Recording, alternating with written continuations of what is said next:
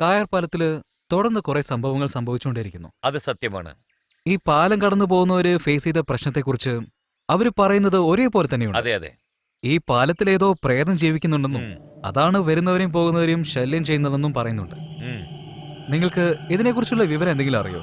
ശരിക്കും ഈ പാലത്തിന്റെ ബാക്ക് സ്റ്റോറി എന്താണ്?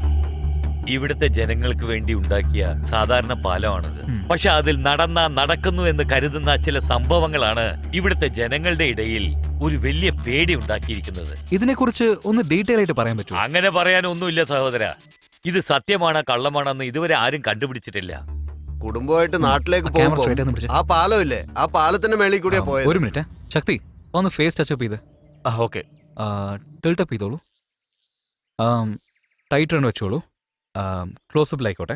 നിങ്ങൾക്ക് സൗണ്ട് ലെവലൊക്കെ ഓക്കെ അല്ലേ? ഓക്കെ അല്ലേ? ആ ഓക്കെ.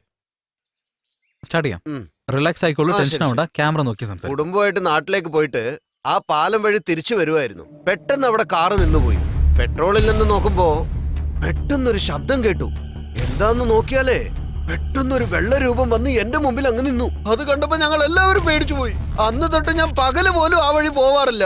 ഈ കായർ പാലത്തെ കുറിച്ച് നിങ്ങൾ എന്താണ് പറയുന്നത്? കായാർ പാലം എന്ന് വെച്ചാൽ എനിക്ക് ഭയങ്കര പേടിയാ. ഞാനും എന്റെ കെട്ടിയോനും കായർ പാലത്തിൽ കൂടെ പോവായിരുന്നു. അവിടെ വലിയൊരു ആക്സിഡന്റ് സംഭവിച്ചു. ആ ആക്സിഡന്റിന് ശേഷം എന്റെ കെട്ടിയനോട് ഞാൻ പറഞ്ഞു ആ വഴിയെ പോകരുതെന്ന്. അതുപോലെ ഞാൻ എന്റെ കുട്ടികളോടും എനിക്ക് അറിയാവുന്നവരോടൊക്കെ പറഞ്ഞു ആ വഴിയെ പോകരുതെന്ന്. സർ, ഈ കായർ പാലത്തിനെ കുറിച്ച് നിങ്ങൾക്ക് എന്താ പറയാനുള്ളത്? അവിടെ പ്രേതമുള്ളെന്നുള്ള സത്യം തന്നെയാണ്.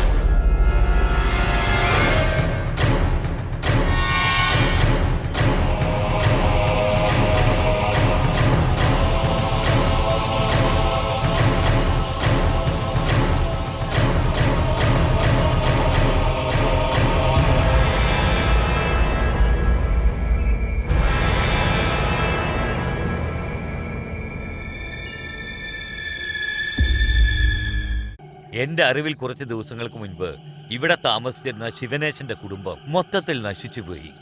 ആ സംഭവത്തിന് ശേഷമാണ് ഈ പാലത്തെക്കുറിച്ച് ഇത്രയധികം സംസാരം ഉണ്ടായത്. ഇതിനെക്കുറിച്ചൊന്ന് ഡീറ്റെയിൽ ആയിട്ട് പറയാൻ പറ്റുമോ? അങ്ങനെ വിവരിച്ചു പറയാനൊന്നുമില്ല. ശിവനേശൻ നാട്ടിലില്ലാത്ത സമയത്ത് അദ്ദേഹത്തിന്റെ അളിയൻ നടരാജൻ തന്റെ നവവധുവുമായി ഈ നാട്ടിലേക്ക് വന്നിരുന്നു. വന്ന സമയത്ത് നേരവും സന്ദർഭവും നന്നായിരുന്നതുകൊണ്ട് കുറച്ചു കാലം സന്തോഷമായിട്ട് ഇവിടെ ജീവിച്ചു. ആ സന്തോഷ ജീവിതത്തിന് പുറകിൽ ഒരു വലിയ അപകടം പതിയിരിക്കുന്നു എന്ന് അവരറിയാതെ പോയി.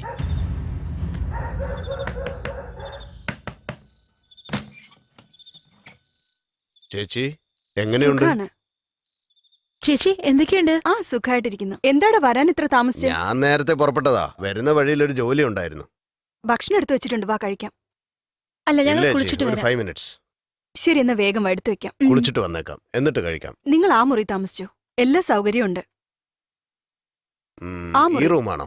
ഉം. ഓക്കെ ചേച്ചി, ആ ജസ്റ്റ് 5 മിനിറ്റ്സ്, വന്നേക്കാം. ശരി, വേഗം വാ.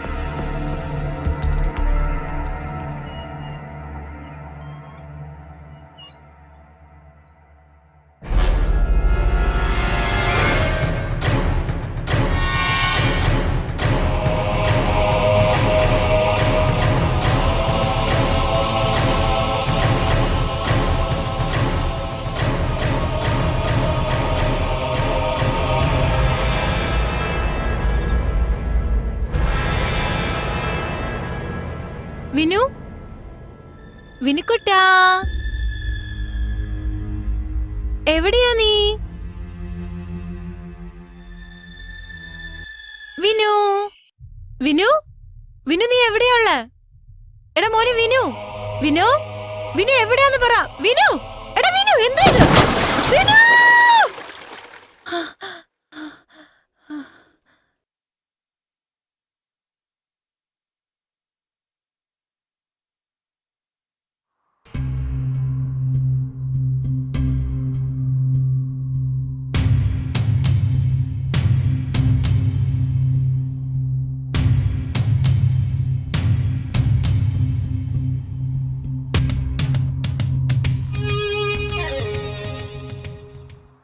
ഈ അമ്പലത്തിനും എനിക്കൊരു ഭാഗ്യമുണ്ട്. എന്ത് ഭാഗ്യം? ആദ്യം എന്റെ ചേച്ചിയുടെ കല്യാണത്തിന് വന്നു, ഇപ്പോ നിന്നെ കല്യാണം കഴിച്ച് കൊണ്ടുവരുന്നു.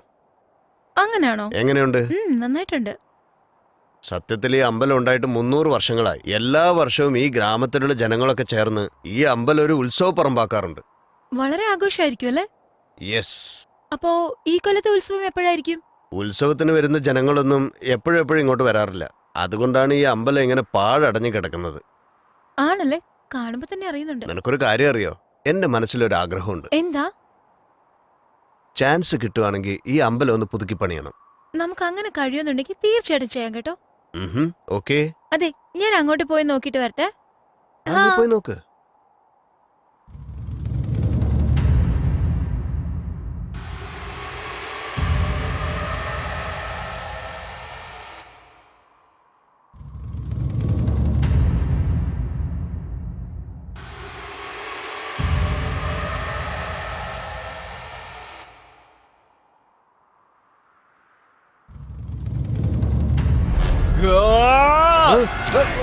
എടാ, വിടടാ എന്നെ. വിട്. എന്തായി ചെയ്യുന്നത്? വിടില്ലടാ. എന്നെ വിടാനാ പറഞ്ഞത്. നീ എടാ. ഞാൻ വിടില്ല. നിനക്ക് എന്താ വേണ്ടേ? തല്ലരുത്. ഇല്ല, വിടില്ല ഞാൻ. എടാ, വേണ്ടെന്ന് പറഞ്ഞില്ലേ? മാറി നിക്കടാ. വാ, ഇങ്ങോട്ട് വാ. വാ, നിനക്ക് പോവാം. ഭ്രാന്തൻ. വാന്നേ.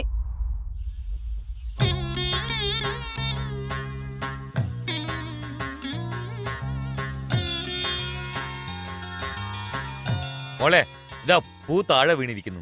സുസി, നീയായിരുന്നു? എന്താ മാധവേട്ടാ, നിങ്ങളുടെ മൊബൈലിലേക്ക് വിളിച്ചിട്ട് കോള് പോകുന്നേ ഇല്ലല്ലോ. ജോലി കാരണം പുറത്തായിരുന്നു. എന്തെങ്കിലും പ്രധാനപ്പെട്ട കാര്യമുണ്ടോ? നാളെ ഞങ്ങള് നാട്ടിലേക്ക് പോവാ, അത് പറയാൻ വേണ്ടി വിളിച്ചതാ. ഓ അതെയോ? അല്ല, നടരാജനും വൈഫും വരുന്നതായി പറഞ്ഞല്ലോ, അവരെത്തിയോ? ശിവനേശൻ വിളിച്ചിരുന്നോ? ആ, അദ്ദേഹം വിളിച്ചിരുന്നു. ദാ അതാണ് നടരാജന്റെ ഭാര്യ.